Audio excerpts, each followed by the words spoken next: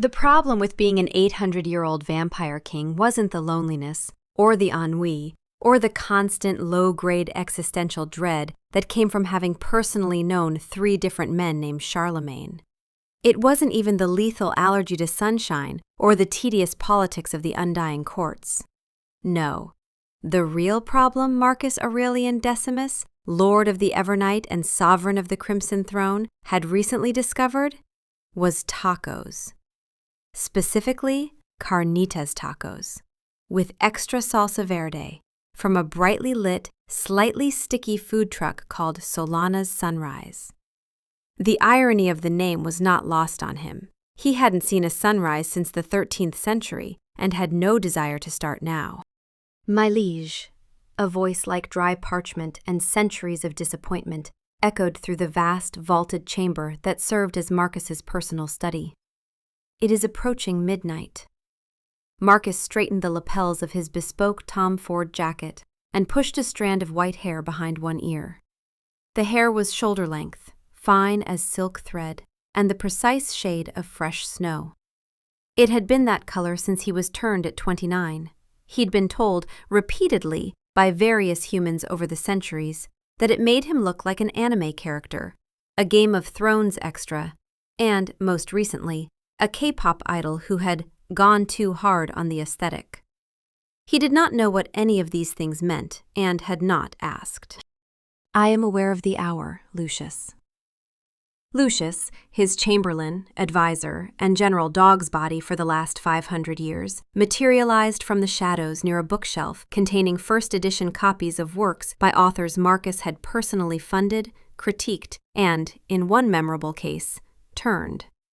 He was a thin, perpetually weary-looking vampire whose defining characteristic was an expression of profound exasperation that had calcified into a permanent facial feature. The council meeting on the Lycanthrope Territorial Accords is in less than an hour, Lucius pressed, his gaze flicking to the sleek black credit card Marcus was slipping into his wallet.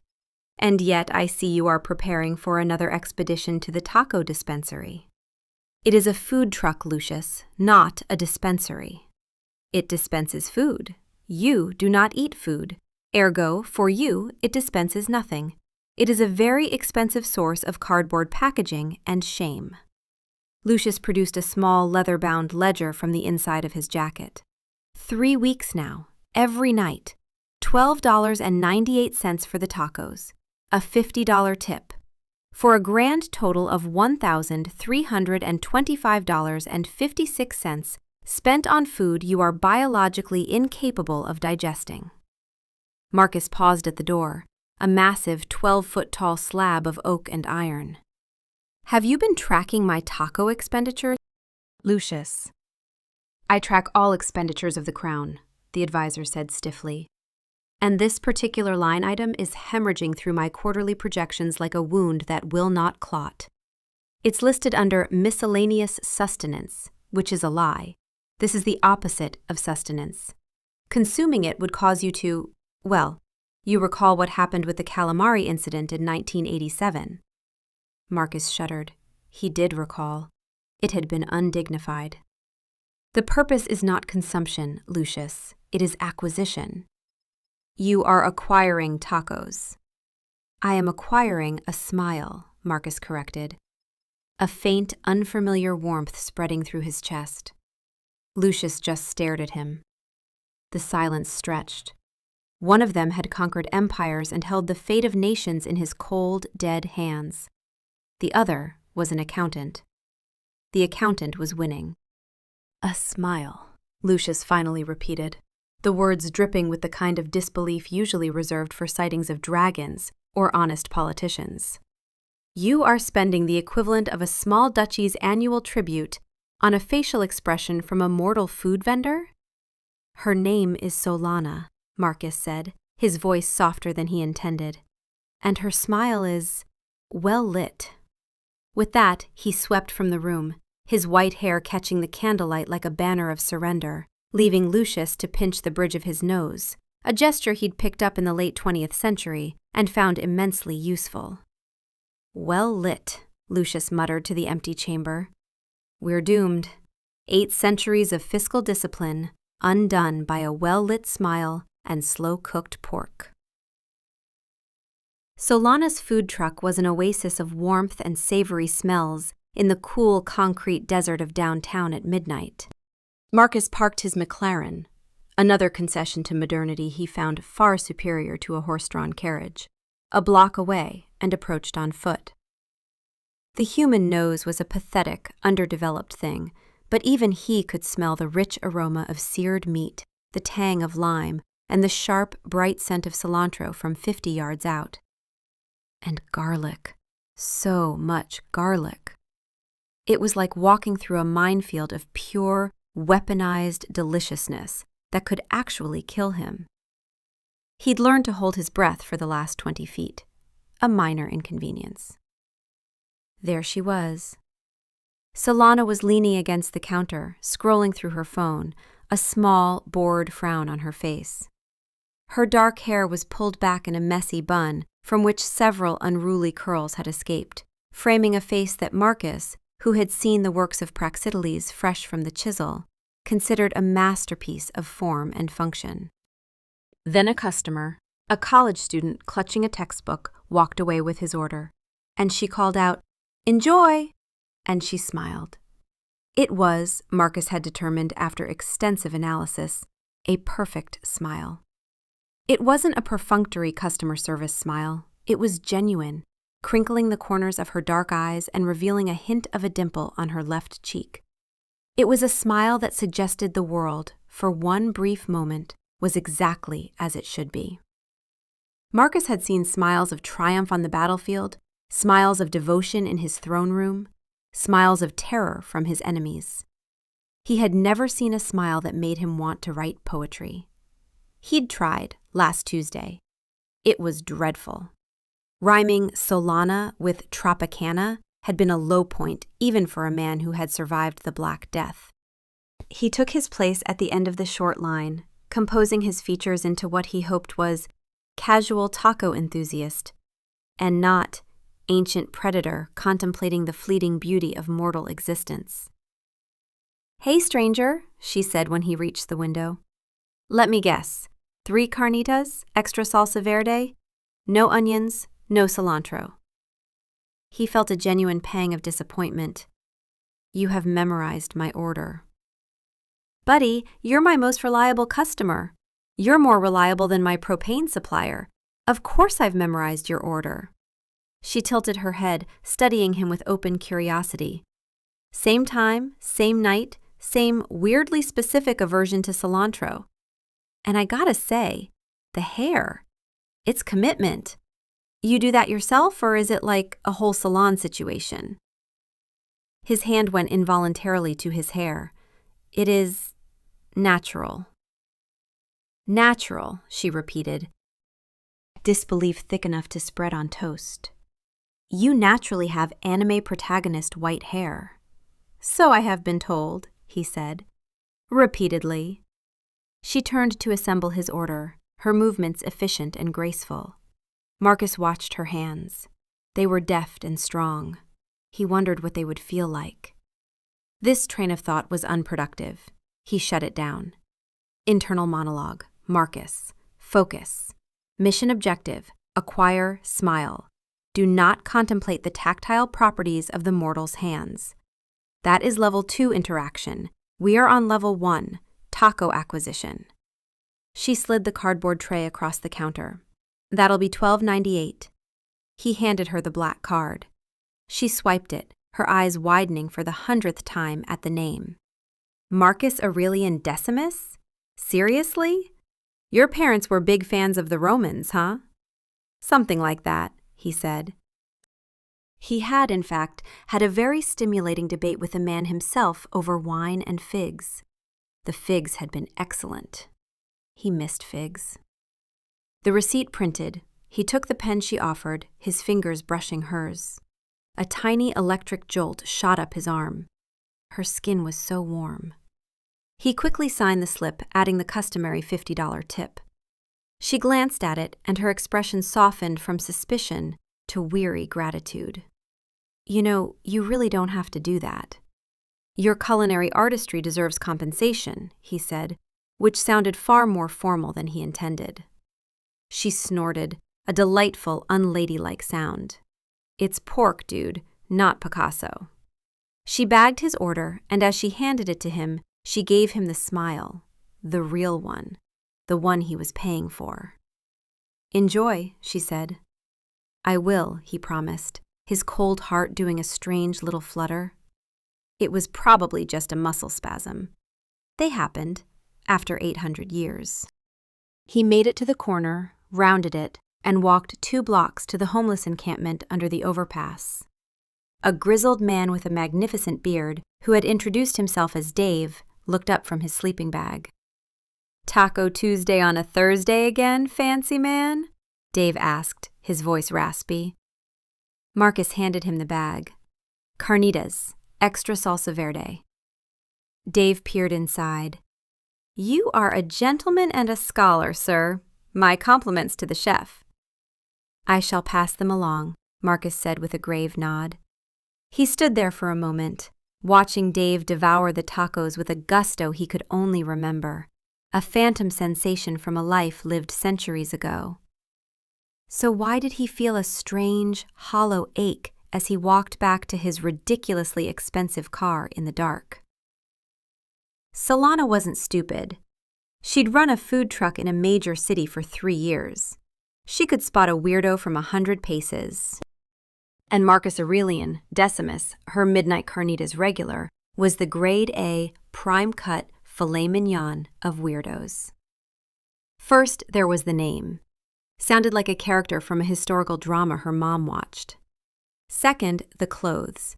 The man dressed like he was about to be photographed for the cover of GQ, just to buy street tacos. Third, the hair. Shoulder length, white as winter, and somehow never out of place. It looked like it had been styled by the wind and a personal grudge against the laws of physics. Fourth, the car. She'd peeked around the corner once. A McLaren. A freaking McLaren. Fifth, and most importantly, the tacos themselves. He never ate them. Not once in the 3 weeks he'd been coming had she seen him take a single bite. Who loves carnitas so much they buy them every single night but can't wait until they get home to eat one? It made no sense. Tonight was the night. Her curiosity had finally fermented into a full-blown resolution. She was going to find out what the deal was with Mr. Roman Empire. As soon as he rounded the corner, she untied her apron, flipped the closed sign on the window, and told her part-time helper, a lanky teenager named Kevin, to hold down the fort. "Where are you going?" Kevin asked, not looking up from his phone. "On a quest for truth," Solana said dramatically. "Or to get murdered by a handsome, mysterious taco ghoul. Either way, it'll be a story." She followed him, staying in the shadows, feeling like a character in a cheap detective novel. He walked with a strange, fluid grace, not making a sound, his white hair a pale flag in the dark. He stopped at the overpass. She ducked behind a dumpster. She watched as he approached a homeless man, handed over the bag, her tacos, and exchanged a few quiet words. The man, Dave, took the food with the familiarity of a long-standing arrangement. She stood behind the dumpster, processing. He wasn't a food critic. He wasn't a mobster. He was a taco charity. He was buying her food, tipping her extravagantly, and then just giving it away. She was still standing there, stewing in a mix of indignation and sheer bewilderment, when he walked right past her hiding spot. He moved so silently she didn't notice until he was there. He stopped, tilted his head like a predator sensing a change in the wind. "Solana?" he asked, his voice low and cautious. "Busted."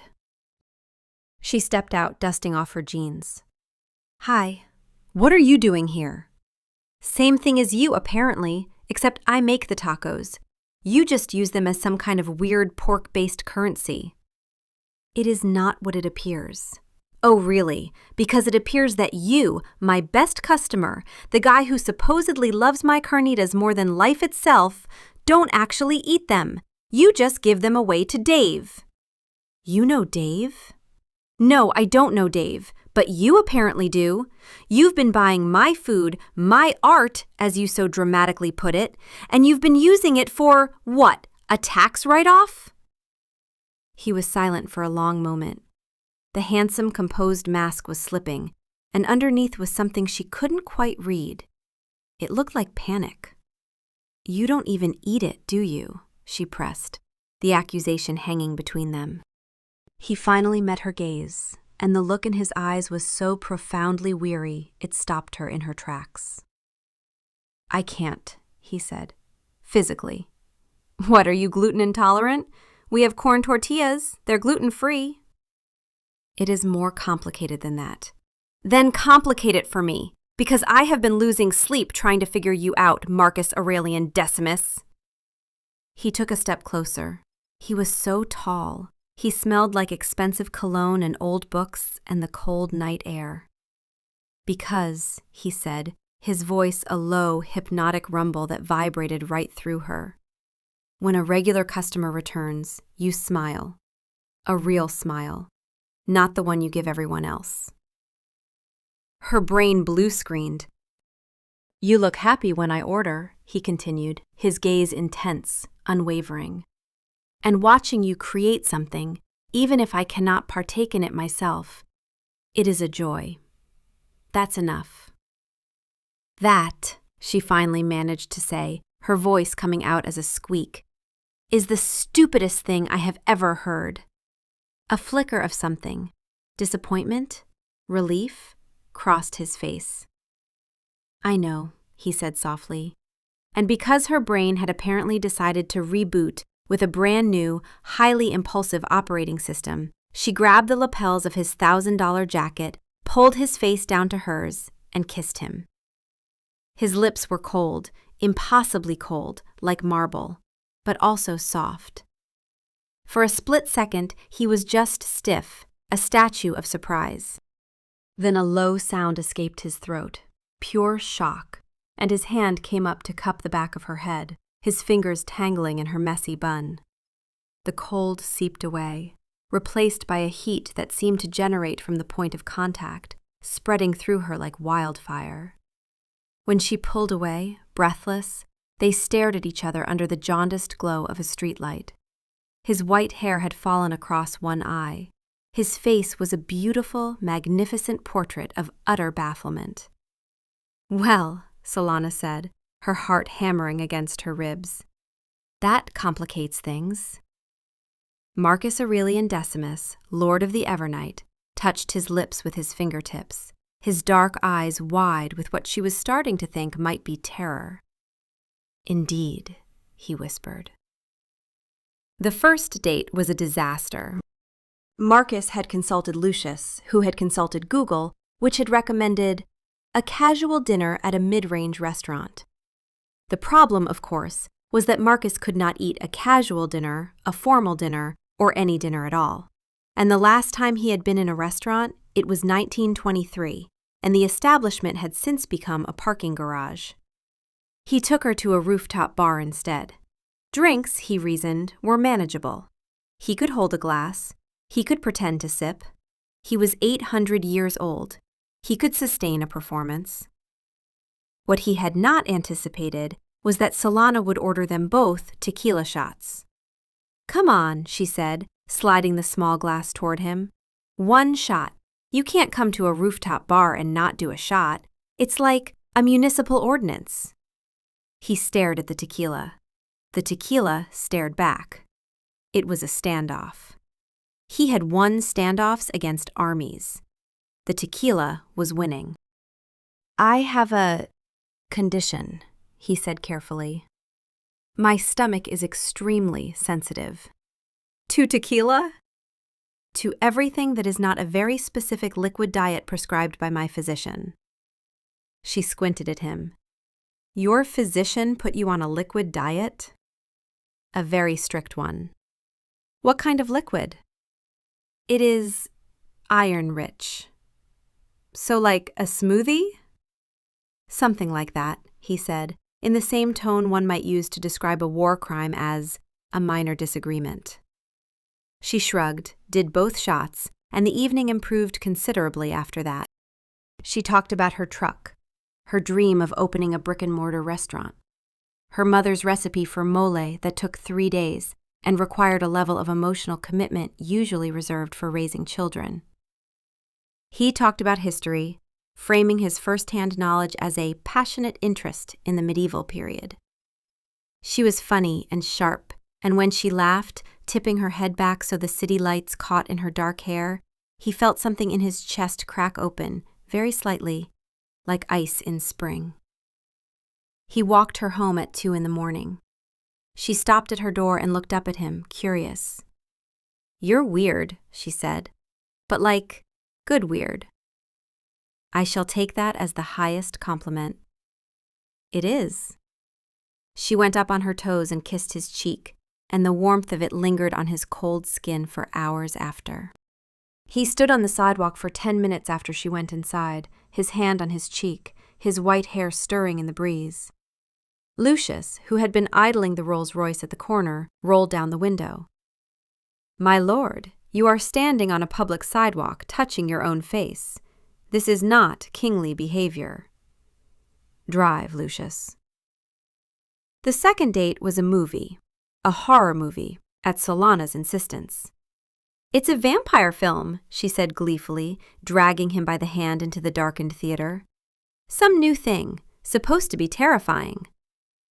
Marcus sat through 2 hours of what he could only describe as a deeply personal attack.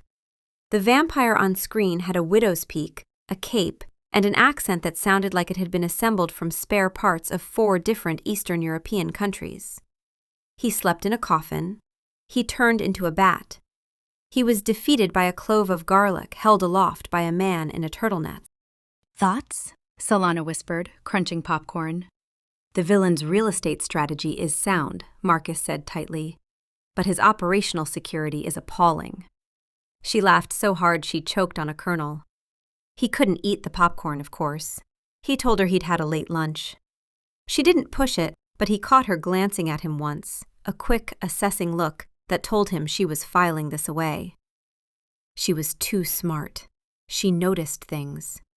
This was, simultaneously, the most attractive and most dangerous thing about her. By the 3rd week, they had a rhythm. By the 3rd month, they had a life. He picked her up after the truck closed at 1 a.m. They went to late-night diners where he ordered coffee he didn't drink, to 24-hour bookstores where he had to physically restrain himself from correcting the history section, to a jazz club in the warehouse district where the music ran until 4 and nobody asked why the man with the white hair never touched his drink. The diner became a ritual. Solana would order pancakes, always pancakes, with an architectural commitment to butter and syrup that suggested structural engineering as a backup career. And Marcus would sit across from her with a cup of black coffee going cold between his hands. "You're doing it again," she said one night, pointing at him with a forkful of pancake. "Doing what?" "The thing where you watch me eat like you're trying to memorize it." He looked away. He had, in fact, been memorizing it. The specific way she closed her eyes on the first bite, the way she held the fork slightly wrong, thumb over the handle like a child, and how this small imperfection made his chest ache in a way he could not name. She ate the way she did everything, with total unself-conscious presence, as if the pancake were the only thing in the world that mattered, and then the next bite, and then the next. She was so alive it almost hurt to look at. "The coffee's getting cold," she said. "I prefer it at room temperature." "Nobody prefers coffee at room temperature, Marcus. Nobody in the history of coffee has ever preferred it at room temperature. That is a medical condition, not a preference." "I have a very specific palate." "You have a very specific talent for not consuming things." She narrowed her eyes. "I'm starting a list. Coffee, never drinks it. Popcorn, didn't touch it. Tacos, gives them to Dave. That appetizer sampler last week, rearranged it on the plate like a crime scene to make it look eaten. You're either the world's most committed intermittent faster, or you're hiding something really weird." "I am not hiding anything," he lied, badly. "Your left eye twitches when you lie," she said, "just so you know." It did not, in fact, twitch. But the confidence with which she said it made him instinctively touch his face, which made her grin, which made the whole deception worth it, and also completely unsustainable. At the jazz club, he accidentally revealed he could play piano by sitting down at an open mic and performing something Chopin had played for him personally in 1847. He had not meant to play, but the pianist had stepped away, and Solana had been talking to a friend at the bar, and the piano was just sitting there, and his fingers remembered. They always remembered. 800 years of muscle memory was a difficult thing to suppress. He played the nocturne softly, almost to himself, and when he looked up, Solana was standing 3 feet away, her drink forgotten in her hand, her expression something he had never seen on her face before. It was the look of someone recalibrating everything they thought they knew. "That was Chopin?" she asked, her voice strange. "Inspired by Chopin," he corrected quickly. "You play like you learned from the guy himself." He said nothing. He was getting worse at this. She noticed things. Of course she noticed things. She noticed he only ever suggested nighttime dates. She noticed he never ate, always citing the mysterious liquid diet with increasing implausibility. She noticed his skin was always cool, even when they walked for hours in the July heat.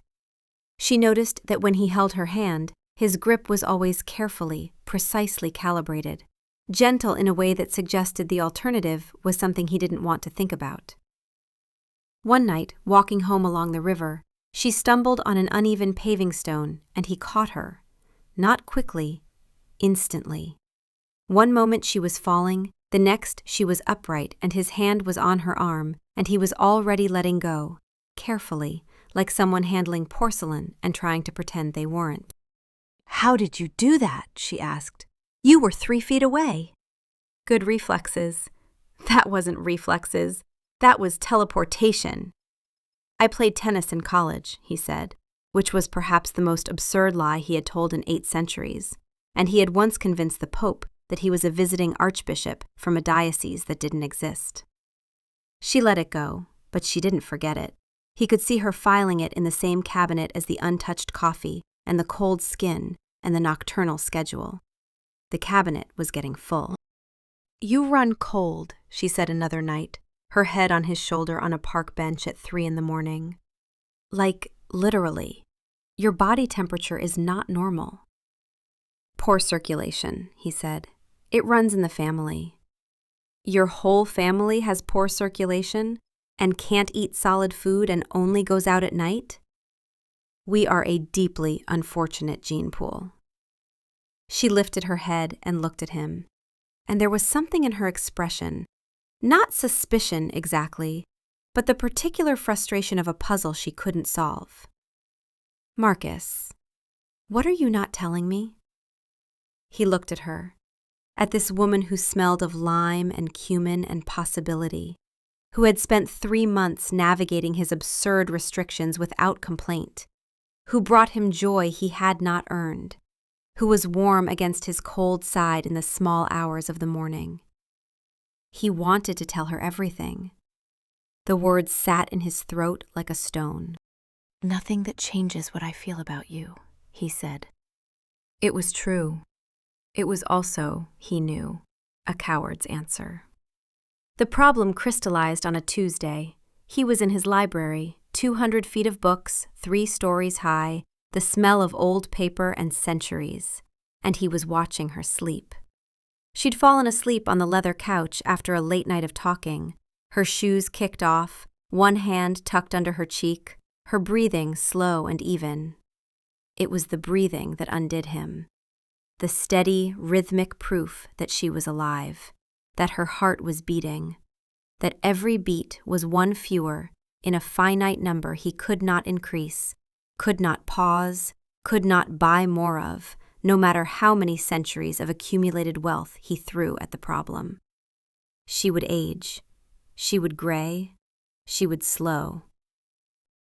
And he would remain this, white-haired, cold-skinned, unchanged, and he would watch every single moment of it with perfect, agonizing clarity, because he did not sleep, and he did not forget, and he did not have the mercy of a fading memory. He would lose her, not to war, not to an enemy, not to any force he could fight. He would lose her to Tuesday, to the ordinary, relentless passage of time that touched everything in the universe except him. Lucius found him there an hour later, sitting perfectly still in the armchair, his dark eyes fixed on the sleeping woman. "You love her," Lucius said. It was not a question. "Yes," Marcus said. There was no point in denial. Lucius had known him for 5 centuries. The man could read his silences better than most people read books. "And you haven't told her what you are?" "No." Lucius was quiet for a long moment. When he spoke, the weary sarcasm was gone, replaced by something older and more careful. "My lord, in 500 years of service, I have watched you face down armies, survive assassination attempts, and navigate political intrigues that would have broken lesser beings. You are, objectively, one of the most formidable creatures on this planet." "Your point, Lucius?" "My point is that you are currently terrified of a woman who weighs approximately 130 pounds and sells pork from a truck." "She is formidable in her own way." "She is mortal." "I am aware." His voice was barely audible. "I am aware of that every second I am with her." Lucius sat down in the chair opposite, an unprecedented informality. He looked at his king, the white-haired, ancient, impossibly powerful being who was sitting in the dark, watching a human woman sleep and breaking apart as quietly as a glacier. "Tell her," Lucius said, "tonight, before you talk yourself out of it for another century." "She will leave." "She might, and she might not. But if you don't tell her, you will lose her anyway, slowly, through the accumulation of lies she is too intelligent not to notice. And that, my lord, would be worse." Marcus looked at him. "When did you become wise, Lucius?" "Approximately 400 years ago. You were not paying attention." She woke up slowly, stretching on the couch like a cat. The library was warm from the fire and the light was low, and for a disoriented moment, she didn't know where she was. Then she saw Marcus, sitting in the armchair, his white hair catching the firelight, his expression a study in controlled terror. "Hey," she said, sitting up. "How long was I out?" 2 hours, 14 minutes, and approximately 30 seconds.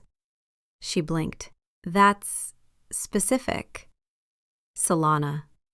He leaned forward, his elbows on his knees. His hands were clasped together, and she noticed they were trembling. She had never seen him tremble. "I need to tell you something, and I need you to understand that I am telling you because I cannot bear to continue as we have been. Not because I want to frighten you, not because anything between us is wrong, but because you deserve the truth, and I have been too afraid to offer it." The sincerity in his voice pinned her in place. "Okay," she said carefully. "You're scaring me a little." "I know. I'm sorry." He stood up and walked to the fireplace, his back to her. His white hair fell between his shoulder blades in the warm light. The liquid diet, the cold skin, the fact that I only exist after sunset. The reason I cannot eat your food, even though it is the thing I want most in this world, not because it's food, but because you made it, and sharing a meal with you would be the most human thing I have done in centuries. She was very still. "I am not ill," he said. "I am not eccentric or allergic or on a restricted medical regimen." He turned to face her. "My name is Marcus Aurelian Decimus. I was born in the year 1193, and I am a vampire." The word landed in the room like a brick. Solana stared at him. She looked at his pale skin, his dark, intense eyes, the way the firelight seemed to bend around him rather than warm him. She thought about the cold lips, the never eating, the nocturnal schedule, the portraits in the hallway that she'd assumed were ancestors, but now realized were all him. Roman armor, Elizabethan ruffs, a powdered wig. "You're serious," she said. "Completely. A vampire. Like an actual, literal vampire." "Yes." "How old?" 833 years. She stood up from the couch. Her legs felt strange. I need to see something." She walked past him down the corridor to the bathroom she'd used before, the one with the vast mirror. She pushed open the door, walked to the mirror, and turned around. "Come in here," she said. He appeared in the doorway. She could see the corridor behind him, the stone walls, the flickering torchlight. She could feel him, the subtle displacement of air, the faint cold that preceded him like a tide. But in the mirror, the doorway was empty. She was standing alone in a golden bathroom, talking to no one. "Oh," she said. It came out very small. "I'm sorry," he said, from the doorway, where he wasn't. Where he was and wasn't, simultaneously. "It's something to do with light, souls, and quantum mechanics. The theories vary." She gripped the edge of the sink. Her knuckles were white. She was not screaming. She was proud of that. She was breathing, and she was not screaming, and she was thinking, very clearly, very specifically, about every single moment of the last 3 months and how each one now rearranged itself in her mind like a kaleidoscope turning. The cold skin, the no eating, the night-only dates, the way he moved without sound, the way his eyes seemed to catch light that wasn't there, the way he held her hand so carefully, always so carefully, as if she were made of glass and he was made of something that could shatter glass without trying. "The coffee," she said. "At the diner. You never drank the coffee." "No." "The popcorn." "No." 3 months of dinners and lunches and drinks, and you never consumed a single thing I ever saw." "I wanted to. You cannot know how much I wanted to." She pressed her palms flat against the marble counter. She was shaking, not from fear, from the sheer magnitude of the recalibration her brain was attempting. "I need to go home," she said. Something in his face broke. It was subtle, and if she hadn't spent 3 months learning the geography of his expressions, the micro-movements of a face that had 8 centuries of practice hiding everything, she wouldn't have seen it. But she did. A fissure, running through the composure like a crack in a dam. "Of course," he said. His voice was steady. His eyes were not. "Gregor will drive you." She walked past him, and she felt the cold of him as she passed, and she did not stop, and she did not look back, and she heard him not follow her, because he couldn't. Because the one thing she now knew with absolute certainty was that he would never, in 800 years, force her to stay. She didn't call for 4 days. Marcus knew because he counted every hour. He did not sleep. He never slept. So the hours were precise, and they were long, and they were the worst hours he had experienced since the century he spent in a monastery in 1307 trying to figure out if God still applied to him. Lucius brought him blood in crystal goblets. He drank mechanically. It tasted like nothing. It had always tasted like nothing. He had simply, before Solana, not known there was an alternative. On the second day, Lucius asked if he should cancel the weekly council meeting. Marcus said yes. He sat in the library and did not read. He looked at the couch where she had slept, and he did not sit on it.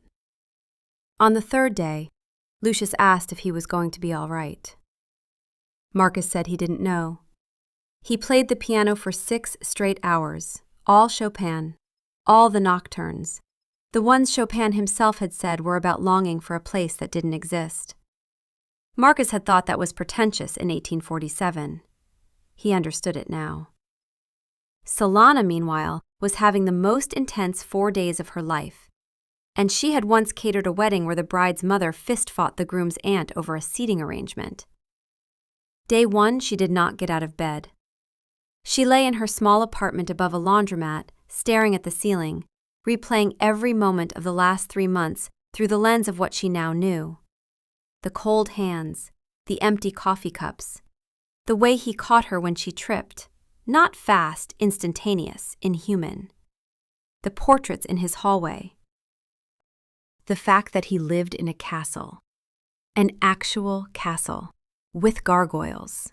Her boyfriend was a vampire. Her boyfriend was an 800-year-old vampire king. She had kissed an 800-year-old vampire king behind a dumpster in a downtown alley because he bought tacos he couldn't eat to see her smile. "Maya," she said into the phone, her voice muffled by a pillow. "Hypothetically, if someone you were dating turned out to be, let's say, significantly older than they appeared, and also not technically alive, hypothetically, what would you do?" There was a long silence. Define significantly older. 800 years? Soul, honey, what? Hypothetically. That is not a hypothetical. That is a medical emergency, or a psychiatric one, or… Wait, is this about the taco ghoul?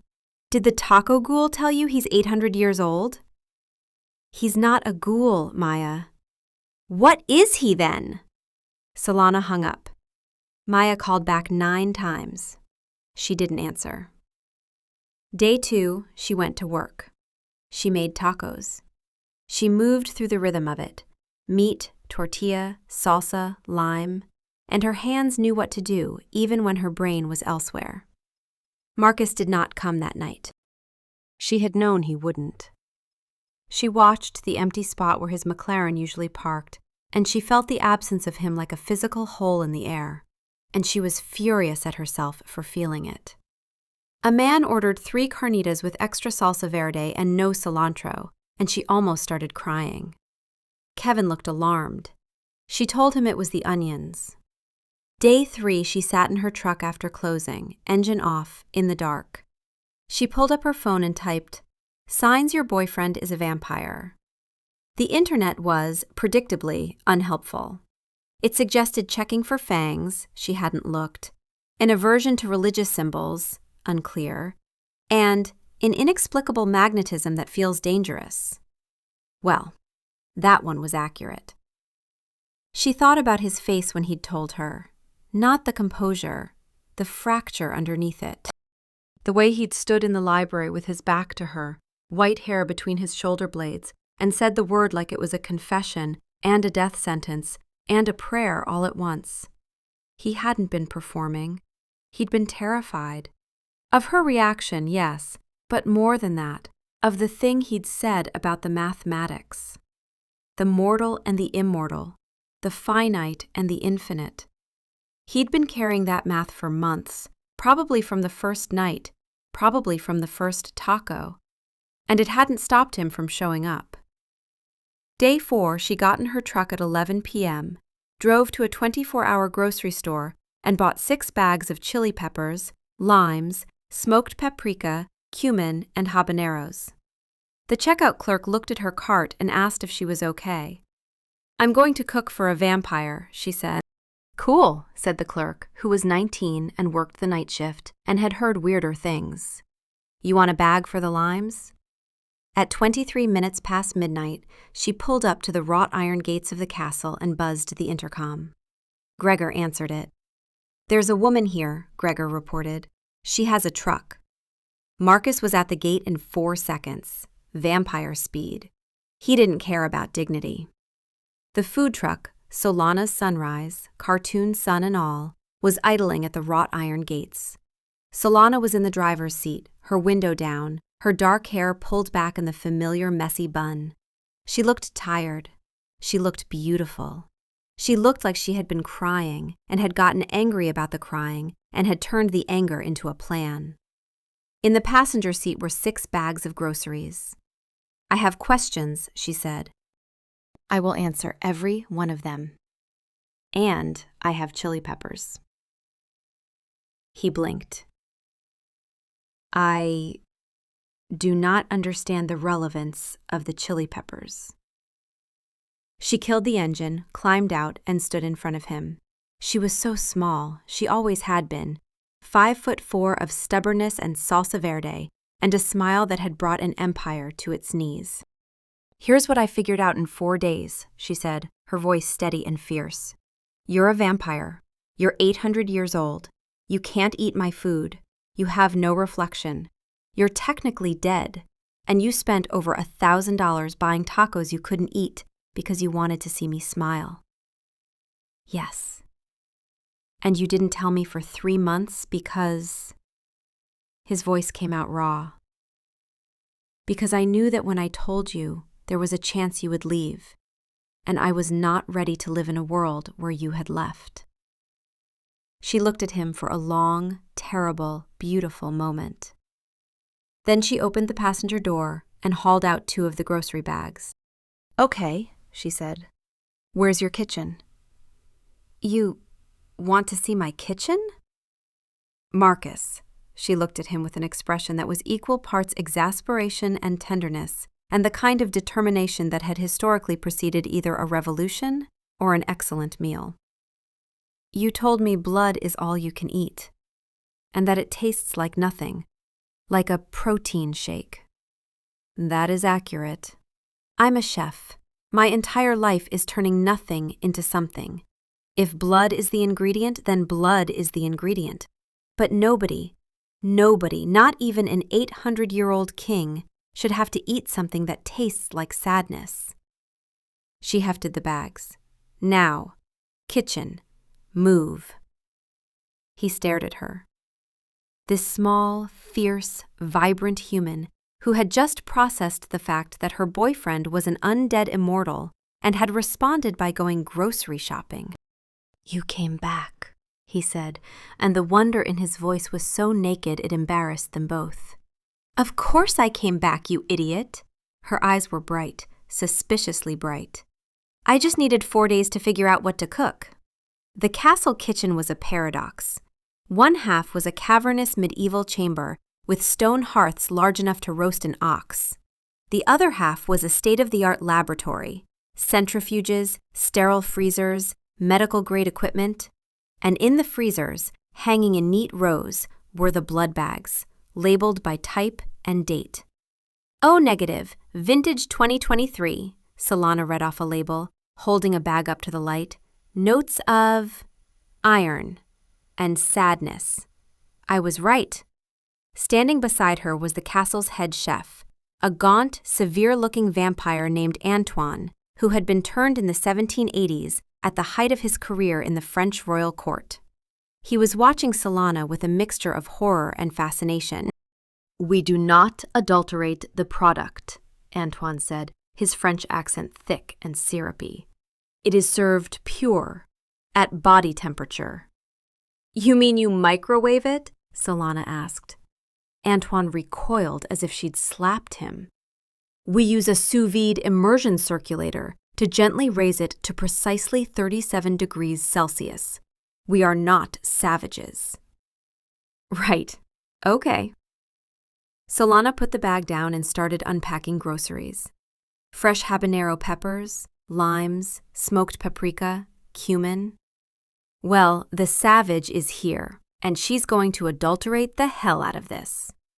She set up a workstation, a clean wooden board that sent a ripple of low-grade anxiety through the assembled vampire staff, which had grown to include Gregor, Lucius, and several maids who had been pretending to dust a nearby suit of armor. "Is that oak?" one of them whispered. "It's a cutting board, calm down," Solana muttered, finally dicing a habanero. She worked by instinct, treating the blood with the care of a master butcher handling a prime cut. She discovered, through trial and error and Antoine's horrified gasps, that heating it too quickly made it coagulate. She had to be gentle, treating it like a delicate custard. A squeeze of lime for acidity, smoked paprika for depth, a hint of cumin for earthiness, the fiery kick of the habanero. She heated the blood gently in a small saucepan, whisking constantly. Finally, she poured a small amount of the dark red, slightly thickened liquid into a bowl. It looked like a demonic mole sauce. She held it out. Moment of truth. The kitchen was utterly still. Marcus approached the bowl as if it contained nitroglycerin. He looked at Solana. He looked at the bowl. He looked at Lucius, who gave a minute shrug that said, "You're the king. This is your life now." He dipped a single elegant finger into the sauce. He brought it to his lips. He hesitated. "What's the worst that could happen?" Solana prompted. "A violent, full-body rejection, followed by several hours of incapacitating agony," Marcus stated calmly. "Oh, well, other than that?" He closed his eyes and tasted it. Nothing happened for a second. Then his eyes flew open, wide, not with pain. "My lord?" Lucius asked, a rare note of concern in his voice. Marcus dipped his finger back in the bowl, a larger amount. A sound escaped his throat, low, wondering. "It has," he struggled for the word, "flavor." Antoine gasped. "It's hot and smoky, and there is a tang, a brightness." He looked at Solana, and the gratitude in his eyes was so profound it almost knocked her over. "I can taste it." For the first time in centuries, he was not just fueling his body. He was eating. Solana beamed. "I told you, I make good salsa." "This is not salsa," Antoine declared, stepping forward with newfound respect. "This is a revelation. A sanguinary gastrique. A crimson coulis." "It's blood salsa, Tony," Solana said, patting him on the shoulder. "Let's not get carried away." They sat in the library afterward, the fire low, the bowl of blood salsa between them. Marcus had consumed 3 servings. Antoine was already in the kitchen experimenting with a rosemary thyme infusion and muttering about a new epic in vampiric gastronomy. "Thank you," Marcus said. The words were inadequate. He knew they were inadequate. 800 years of vocabulary, and nothing was sufficient. "Don't thank me yet," Solana said, curled up on the couch. "I have more questions." "Ask." "The garlic thing, for real?" "For real. The allicin compound causes a catastrophic breakdown of our cellular structure. So my garlic parmesan fries special was an act of olfactory terrorism. Gregor was incapacitated for an hour." She covered her mouth. "Oh my God, I almost killed your doorman with fries." "He has forgiven you," reluctantly. "The bat thing?" "Utterly ridiculous. The aerodynamics are all wrong." "Running water?" "A myth. Invented by a particularly dim-witted vampire hunter in the 15th century who thought he had me trapped on a riverbank. I simply swam across. He was very disappointed." "Sunlight?" "Real." His voice went quiet. "And absolute."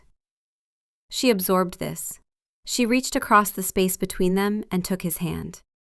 It was cold in hers, as always, but she held it tighter than usual. "And the aging thing," she said. "I'll get old. You won't." There it was, the thing he had not said, the thing that sat in the center of everything like a stone. "No," he said, "I won't." The fire crackled. Somewhere in the castle, Antoine dropped something and swore in 18th century French. "That scares you," she said, not a question. "It terrifies me," he said, and the honesty of it scraped him raw. "Not the aging, you will be magnificent at every age, but the—" He stopped, tried again. His hand tightened around hers.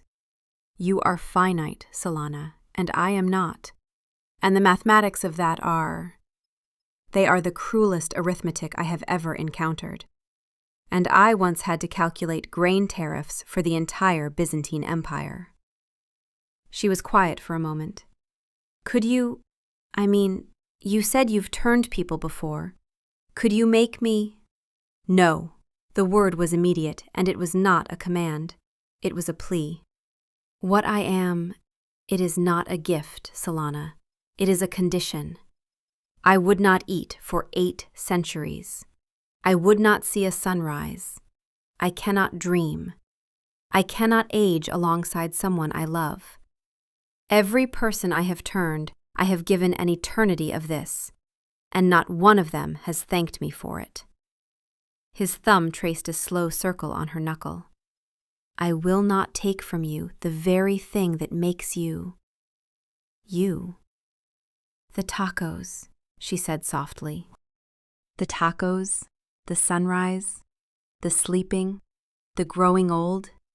He paused. The garlic. She almost smiled. Almost. That's a lot to give up for a guy with great hair. The hair is non-negotiable. The rest is the price. She laughed. It was wet. There were tears on her cheeks, and she was laughing. You just compared our mortality gap to Byzantine grain tariffs, she said. It was the most emotionally equivalent comparison available to me. She wiped her eyes with the back of her free hand, the one not holding his. Okay, here's what I think. She sat up straighter, and the fierceness was back in her eyes, the same fierceness she'd had when she marched into his kitchen with grocery bags. I think you've spent 800 years being afraid of losing things, and I think that fear has kept you from having anything worth losing. He was very still. I'm not going to pretend the aging thing doesn't matter, she continued. It matters. It's huge. It's the biggest thing. But Marcus, you were alone for centuries. You were buying tacos you couldn't eat just to see a stranger smile. Is that really better? Is that really safer? Because from where I'm sitting, it looks like the loneliest thing I've ever heard. He didn't trust his voice. He shook his head. So here's the deal, she said, squeezing his cold hand. I'll age. You won't. It'll be weird and it'll be hard, and someday we'll have to figure it out. But right now, tonight, you can taste something for the first time in centuries because I made it for you. And I think that's worth showing up for. He lifted her hand and pressed his lips to her knuckles, cold against warm. His white hair fell forward, curtaining his face for a moment, and when he looked up, his eyes were bright. You are the most terrifying woman I have ever met, he said. And I have met Cleopatra. Cleopatra didn't make you salsa. No, he said, and the smile that spread across his face was something she had never seen before. Not the controlled, formal smile, not the dry half-smile, but a real, full, helpless, radiant thing that transformed 800 years of composure into something that looked, for one startling moment, like joy. No, she did not. The weeks that followed were glorious chaos. It started with the truck. The night after the blood salsa, Solana arrived at the castle gates in her food truck instead of the Rolls-Royce. Gregor looked at it, looked at her, and opened the gates without a word. She navigated the narrow private lane, scraped one gargoyle — he had it coming, he was judging me — and parked the brightly colored, slightly graffitied truck, emblazoned with a cartoon sun, right in the middle of the castle's main courtyard. The sight of it, Solana's sunrise nestled between Gothic spires and glowering stone, was so absurdly wonderful that Lucius had to go and lie down for an hour. When he returned, Solana had already plugged the generator into one of the castle's medieval-era sconces, which had been fitted with a modern outlet by a human electrician who was still having nightmares about the commissioning process. The first order of business, before she cooked a single thing, was the garlic. It all goes, she announced, standing in the truck with her hands on her hips, surveying her supplies like a general decommissioning weapons. Every clove, every powder, every bottle of garlic-infused oil. If I'm cooking in a castle full of people it can literally kill, it goes. You would change your recipes? Marcus asked from a careful distance, genuinely stunned. Your mother's carnitas have garlic. My mother's carnitas have garlic for humans. I'm developing a new menu. She held up a jar of smoked chipotle paste. This, plus extra cumin, plus a little fish sauce for depth. Nobody's going to miss the garlic. I've been thinking about it for 4 days. Why do you think I bought so many chili peppers? Antoine, who had been hovering in the doorway with the expression of a man watching a car crash in slow motion, stepped forward. You are reformulating your entire culinary identity to avoid poisoning your clientele? Tony, I ran a food truck at midnight in a downtown alley. My clientele has always been questionable. Now they're just also undead. She tossed the last jar of garlic powder into a cardboard box and sealed it. Gregor, can you get rid of this? And I mean far away, like another zip code. Gregor took the box and held it at arm's length, his expression that of a bomb disposal technician handling a live device. He left at a speed that suggested he took the assignment very seriously. This is sacrilege, Lucius observed, watching the proceedings. This is dinner, Solana corrected, firing up the grill. Garlic-free dinner. Want to try the salsa? Lucius did, in fact, try the salsa. He would deny this under oath. But Antoine, who was lurking in the kitchen doorway pretending to catalog inventory, saw the Chamberlain's eyes widen by approximately 1/4 of a millimeter, which, for Lucius, was the equivalent of a standing ovation. The castle kitchen became her laboratory. She was a culinary pioneer on the blood-based frontier. She invented blood-infused carnitas, a slow-cooked substitute using a heavily seasoned blood reduction that Marcus could actually eat. She created sanguinachos, fried taro root chips, no wooden chopsticks or skewers allowed, per a hastily drafted royal decree, and a spicy queso made from A-positive. A young punk rock-looking vampire named Silas, turned in the 90s, became her devoted sous chef. He discovered he had a talent for julienning chili peppers at supersonic speeds. Is it weird? Silas asked her one night, his black-nailed fingers blurring through a pile of serranos, that I'm better at this than anything I've done in 30 years of being undead? It's not weird, Solana said. It's destiny. You were born to be a line cook. You just had to die first. Silas considered this. That's the nicest thing anyone has ever said to me. Don't tell your king. He'll be jealous. I heard that, Marcus said from across the kitchen, where he was studying a spice rack with the focused intensity of a general reviewing troop deployments. And I am not jealous. I am supervisory. Marcus, for his part, had never been happier. The perpetual ennui that had been his companion for centuries vanished, replaced by a quiet, constant sense of wonder. He discovered the joy of watching a movie with someone, even if he had to explain that the actors in the black and white films weren't ghosts. He learned about memes. He tried to explain the Holy Roman Empire to Solana. She tried to explain TikTok to him. They agreed to call it a draw. His nights were no longer silent, lonely vigils. They were filled with laughter, with the sizzle of cooking, with the sound of her heartbeat next to him as they sat on the couch in the library. He was rediscovering the world through her eyes and finding it was not as gray and tired as he had thought. Solana, in turn, was discovering the strange domestic reality of living with vampires. The castle had no mirrors. Marcus had removed them all centuries ago because staring into a mirror and seeing an empty room was, as he put it, existentially inconvenient. She brought a compact from home and kept it in her pocket, which he found both practical and deeply amusing. You carry a tiny mirror, he said, watching her check her lipstick.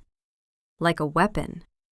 It is a weapon. If I can see something in it and you can't, that's tactical intel.